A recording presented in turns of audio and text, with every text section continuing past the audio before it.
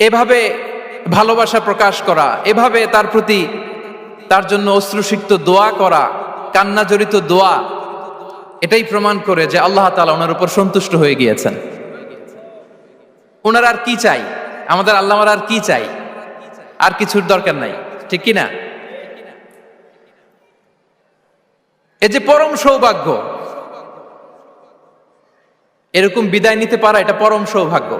আমরা আল্লাহর জন্য দোয়া করি, আল্লাহ তাআলা সারা জীবন তিনি যেমনি কোরআনের বার্তাকে গোটা বিশ্বব্যাপী পৌঁছিয়ে দিয়েছেন, তার কবরটাকে আল্লাহ তাআলা কোরআনের নূর দিয়ে আলোকিত করে দেখ। কোরআনকে আল্লাহ তাআলা তার কবরের সাথী বানাক। কোরআনকে আল্লাহ তাআলা তার কিয়ামতের দিন, in the day of judgement, তার পক্ষে শাহাদাতকারী হিসেবে কবুল করুন। সম্মানিত ভাই এবং বোনেরা, আল্লাহ তাআলার সন্তুষ্টি পরিপূর্ণ রিজিক, এটা হচ্ছে পরিপূর্ণ, দ্য কমপ্লিট রিস্ক। তাহলে আমরা যেটা ভাবি অর্থ, আমরা যেটা ভাবি সম্পদ, এটা রিজিকের সর্বনিম্ন স্তর। সর্বোচ্চ স্তর হচ্ছে fitness, physical and mental fitness. সর্বোত্তম স্তর হচ্ছে পুণ্যবান স্ত্রী, নেককার সন্তান। আর পরিপূর্ণ স্তর হচ্ছে আল্লাহ তাআলার সন্তুষ্টি। হাদিসে সবরকে বলা হয়েছে সবচেয়ে প্রশস্ত স্তর। আর সবর, পেশেন্স, ধৈর্য। রাসূলুল্লাহ সাল্লাল্লাহু আলাইহি ওয়াসাল্লাম বলেছেন, মা রুজিকা আবদুন খায়রান লাহু ওয়ালা আওসা মিনাস সবর। সবরের চেয়ে কোনো প্রশস্ত নেয়ামত, প্রশস্ত রিজিক আল্লাহ তাআলা কোনো বান্দাকে দেয়নি। ধৈর্য, আমাদের অনেকের ধৈর্য কম। আপনাদের কি অবস্থা? ধৈর্য আছে তো? হ্যাঁ, সবার ধৈর্য আছে না? আপনাদের দেখেই বোঝা যাচ্ছে মাশাআল্লাহ, খুব ধৈর্যের সাথে আপনারা একেবারে শেষ সময় পর্যন্ত আছেন। তো এই ধৈর্যের প্র্যাকটিসটা আমাদের করতে হবে। আমরা যেন অস্থির না হয়ে যাই, আমরা যেন আতঙ্কিত না হই, আমরা যেন প্রশান্ত থাকি, আমরা যেন ধৈর্যের প্র্যাকটিস করি। বিশেষ করে আমাদের সন্তানদের এটা শেখাতে হবে। কারণ ধৈর্য এটা এমন একটা গাছ, যে গাছের সারা গায়ে কাটা কিন্তু এর ফলটা বড় মিষ্টি। ধৈর্য এমন একটা গাছ, যে গাছের সারা গায়ে কাটা কিন্তু এর ফলটা বড় সুস্বাদু। তো সেই টেস্টি ফ্রুট যদি আপনি ট্রাই করতে চান, আপনাকে ধৈর্য ধারণ করতে হবে।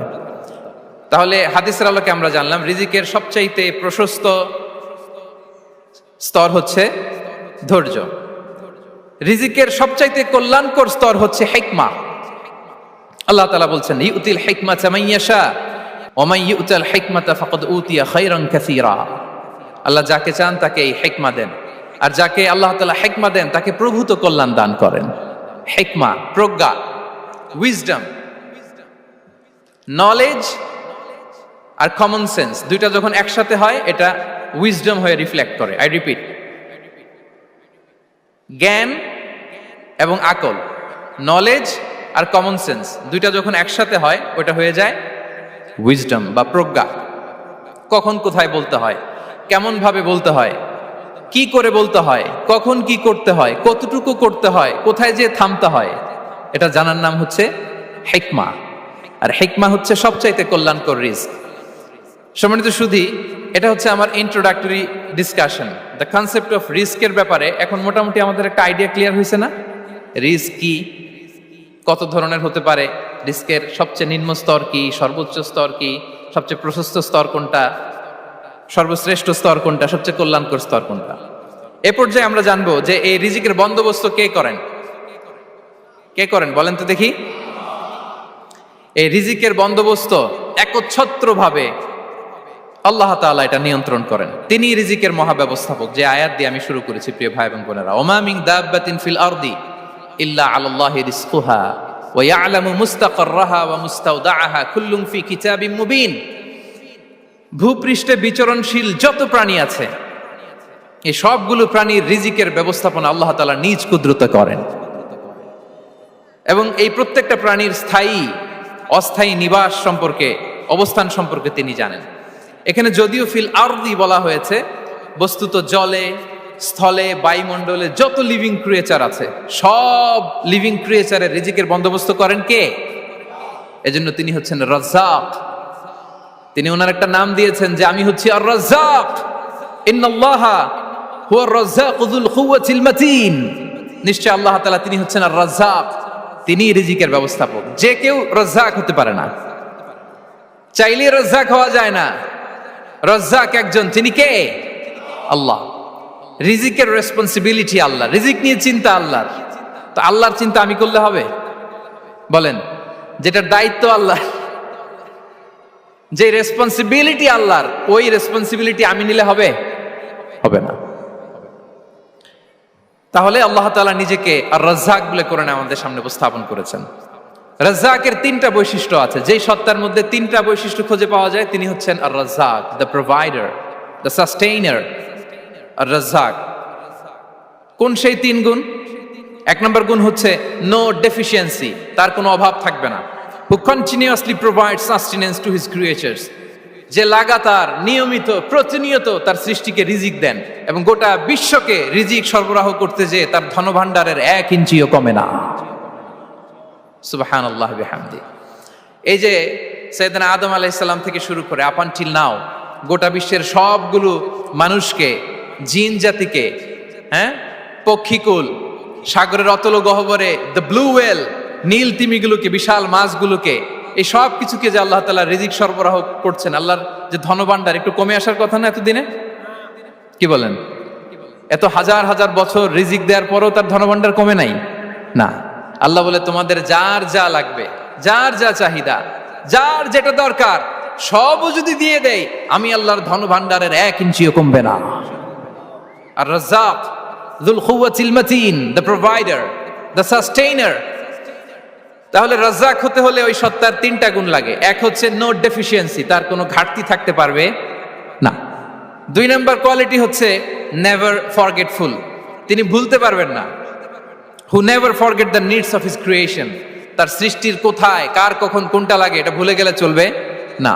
ধরেন তিনি নর্থ আমেরিকাতে, এখানে কানাডায় যারা আছে, আমেরিকাতে যারা আছে, তাদেরকে রিজিক দিচ্ছে। ওদিকে সাউথ আমেরিকাতে, ব্রাজিলে, আর্জেন্টিনার জঙ্গলে কিছু জনগোষ্ঠী রয়ে গেছে, এদের কথা আল্লাহ ভুলে গেছে। তারা বেঁচে থাকতে পারবে? আফ্রিকার জঙ্গলে যারা আছে তাদেরকেও যে রিজিক দিতে হবে, যখন যেটা লাগে সরবরাহ করতে হবে, এটা যদি আল্লাহ ভুলে যায় তোরা বাঁচবে? বলেন।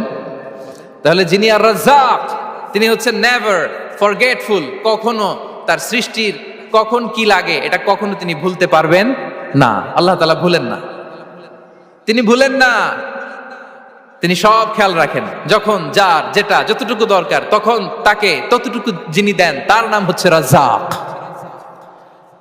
রাজ্জাক হতে গেলে যেই কোয়ালিটি লাগে তার 3 নম্বর কোয়ালিটি হচ্ছে কম্প্যাশনেট। কম্প্যাশনেট, দয়ালু, অনেক বেশি দয়ালু, এত বেশি দয়ালু যে তার বিরোধিতা করলেও তাকে রিজিক দেয়া থেকে তিনি বঞ্চিত করেন না। His disobedience affects the risk but not stop the risk. আপনি যদি আল্লাহর অবাধ্য হন, আপনার রিজিকের বারাকা হয়তো কমে যাবে কিন্তু রিজিক বন্ধ হবে না। যে গোটা বিশ্বে যারা অবিশ্বাসী আছে, যারা নাস্তিক আছে, যারা আল্লাহদ্রোহী আছে, তারা কি খেয়ে পরে বেঁচে নাই? বলেন, তাদেরকে কি আল্লাহ তাআলা রিজিক দিচ্ছে না? এই তো সুবহানাল্লাহ। কম্প্যাশনেট, এত দয়ালু, তার যারা বিরোধী, তাকে যারা গালি দেয়, তাকে যারা বিশ্বাস করে না, তাকে যারা সেজদা দেয় না, তিনি তাদেরকেও খাওয়ায়, তিনি তাদেরকেও সুস্থ রাখে, তিনি তাদেরকেও হাত খুলে দান করে। আল্লাহু আকবার। আর রাজ্জাক, ইন্নাল্লাহা হুয়া রাজ্জাকু যুল কুওয়াতিল মাতিন। তাহলে এই তিনটা গুণ থাকতে হবে রাজ্জাক হতে হলে: no deficiency, never forgetful, compassionate. এবং আল্লাহ তাআলা বলছেন, আম্মান হাযাল্লাযী ইয়ারযুকুকুম ইন আমসাকা রিজকাহ বাল লাজ্জু ফি উতুওয়ি ওয়া নুফুর। সূরাতুল মুলক আল্লাহ বলেছেন যে তিনি যদি রিজক বন্ধ করে দেয় তাহলে এই রিজক তোমাদেরকে কে দিবে? আছে কেউ দেয়ার? সূরা মুলকের শেষ আয়াতে আল্লাহ বলেছেন যে তোমরা যে সুমিষ্ট পানি খেয়ে বেঁচে আছো, এটা যদি একেবারে জমিনের অতল গহ্বরে আমি নিয়ে যাই, কে এনে দিবে তোমাদেরকে পানি? কে এনে দিবে সুমিষ্ট পানি? এজন্য বিষ্ণু ঈসা ইসলাম পানি খেয়েই তিনি পড়তেন, আলহামদুলিল্লাহিল্লাযী জাআলা হাযাল মাআ আযবান ফুরাতান বিরাহমাতিহি ওয়া লাম ইয়াজআলহু মিলহান উজাজান লিযুনুবিনা। পানি খেয়েই তিনি বলতেন প্রশংসা আল্লাহর, যে আল্লাহ তার অসীম দয়ায় এই পানিকে সুমিষ্ট করেছেন, আমাদের পাপের কারণে এই পানিকে তিনি লবণাক্ত করে দেন নাই। সুবহানাল্লাহ। ইন্নাল্লাহা হুয়ার রাজ্জাকু যুল কুওয়াতিল মাতিন, তিনি হচ্ছেন রাজ্জাক। এজন্য সম্মানিত ভাইরা, রিজিক নিয়ে আজকে থেকে টেনশন বন্ধ করে দিতে হবে। আমাদের কাজ হচ্ছে চেষ্টা করে যাওয়া, প্রাণান্তকর প্রচেষ্টা করা, আমাদের রোলটা আমরা প্লে করব, কিন্তু রিজিকের ফয়সালা করবে একজন, তিনি কে? ইন্নাল্লাহা হুয়ার রাজ্জাকু যুল কুওয়াতিল মাতিন। এটা নিয়ে চিন্তিত হওয়ার কিছু নাই প্রিয় ভাই এবং বোনেরা। আমরা আমাদের মায়ের পেটে থাকতেই এটা ফিক্স হয়ে গিয়েছে। আমরা যখন মায়ের পেটে ছিলাম, ইন্না আহাদাকুম ইজমাউ খালকুহু ফি বাতনি উম্মিহি 40 ইয়াওমান সুম্মা ইয়াকুনু আলাকাতান মিসলা যালিক সুম্মা ইয়াকুনু মুদগাতান মিসলা যালিক। আমরা যখন মায়ের পেটে ছিলাম 40 দিনে আমরা নুতফা স্টেজে ছিলাম, 40 দিন আমরা আলাকা স্টেজে ছিলাম। আমার মায়ের জরায়ুর দেয়ালে আমি লেপ্টে ছিলাম। 40 দিন আমরা ছিলাম এ ভেরি লিটল ফ্ল্যাশ, একটা ছোট্ট গোশতের টুকরা। এরপর আল্লাহ তাআলা ফায়ুরসালু ইলাইহিল মালাক, মায়ের পেটে একজন ফেরেশতা পাঠালেন। ফায়ানফুখু ফিহির রূহ, he breathed into him the spirit, তিনি রূহের ফুৎকার দিলেন। ওয়া ইউমারু বিআরবা'i কালিমাত, 4টা জিনিস তখন লিখে দেয়া হলো। বিকাতবি রিজকিহি ওয়া আজালিহি ওয়া আমালিহি ওয়া শাকিয়ুন আও সাঈদ, তার রিজিক কি হবে লিখে দেয়া হয়েছে মায়ের পেটে যখন ছিলাম। আপনারা তো এখন চিন্তা করতেছেন, চিন্তিত, কিন্তু মায়ের পেটে থাকতে আল্লাহ তাআলা এই রিজিককে ফিক্স করে দিয়েছেন। সুবহানাল্লাহ বিহামদি। এবং যে রিজিক আমি আমার মায়ের পেটে থাকতেই আল্লাহ তাআলা লিখে দিয়েছেন, সেই রিজিক ভোগ না করে আমি কোনোদিন মরবো না। বিষ্ণু ইসলাম আমাদেরকে জানিয়েছেন, তোমার জন্য যে রিজিকের বন্দোবস্ত, যেই অ্যালটমেন্ট আছে, সেটা ভোগ না করে, উপভোগ না করে তুমি মরবে না। এবং সেটা আপনি উপভোগ করবেন, আপনার কাছেই আসবে। ধরুন আপনারা যে ফল আমেরিকাতে খান, এটা কি আমেরিকায় চাষ হয় ফল, নাকি কানাডা মেক্সিকো থেকে আসে? কোত্থেকে আসে? কোত্থেকে? এখানেই হয়, আবার বাইরে থেকেও আসে। Okay fine. লেটস সে আপনি যেই অ্যাপেলটা দিয়ে আজকে ব্রেকফাস্ট করলেন, যে অ্যাপেলটা আপনি খেলেন,